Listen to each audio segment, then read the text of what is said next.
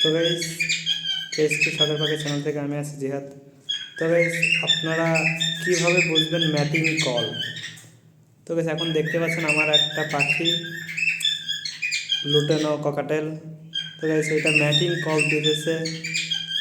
তো গাইস, আপনারা অনেকে জানেন না ম্যাটিং কল কীভাবে দেয় আর ম্যাটিং করে কীভাবে।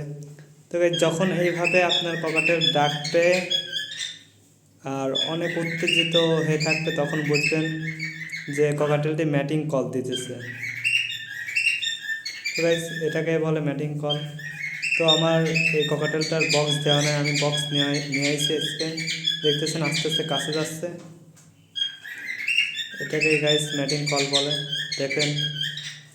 তো গাইস, আমি আজকেই এদের বক্স দিয়ে দেবো। দেখেন, গার উপর উঠতে যাচ্ছে। এটা হচ্ছে মেল আর ওইটা হচ্ছে ফিমেল। তো গাইস, এটাকে বলে ম্যাটিং কল। এরা অলরেডি ম্যাটিং করেছে, এর আগেও আমি দেখেছি। তো গাইস, এখন দেখেন ম্যাটিং কল দিতেছে, ম্যাটিং করবে।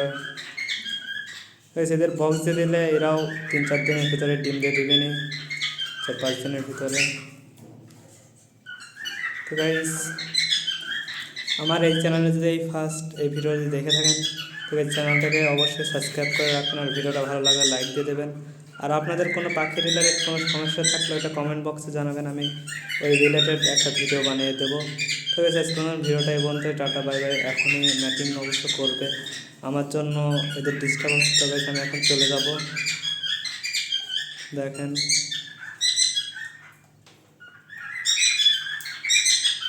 Guys, bye bye.